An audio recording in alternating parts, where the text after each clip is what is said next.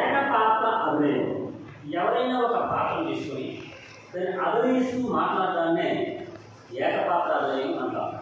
ఉదాహరణకి సుభాష్ చంద్రబోస్ గారు, జగదీష్ చంద్రబోస్ గారు, సుభాష్ చంద్రబోస్, అలాగే భగత్ సింగ్, అల్లూరి సీతారామరాజు, అనేకమైనటువంటి మన భారతదేశంలో విప్లవకారులు ఉన్నారు.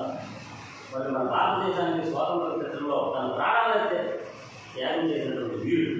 అలాంటి వీరుల్లో మన రాష్ట్రంలో చెందిన, మన ఆంధ్రప్రదేశ్ చెందిన, మన తెలుగువాడు కావడం మన్య వీరులుగా పేర్కొన్నటువంటి అల్లూరి సీతారామరాజు గురించి ఈరోజు మనం ఈ ఏకపాత్ర అభినయం చేస్తున్నాను. దాన్ని మీరు కూడా నేర్చుకొని పొద్దున్న ఏదైనా వార్షికోత్సవాల్లో కానీ, సభలో కానీ, సమావేశాల్లో కానీ మాట్లాడాలని నా కోరిక.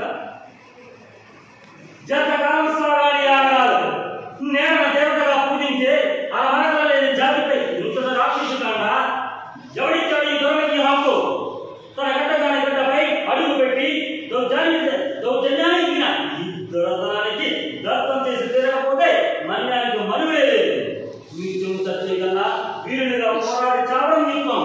బ్రిటిష్ నిరంకుశులపై తిరుగుబాటు, పరమైన ప్రభుత్వంపై విప్లవం ప్రతి మానవ ధర్మ హక్కు. ఈ సీతారామరాజు ఒకటే కాదు, మన్య వీరులు మన ఊరున్నంత వరకు సీమధరల శబ్దం భరతఖండంలో వినిపించే వీరే లేదు.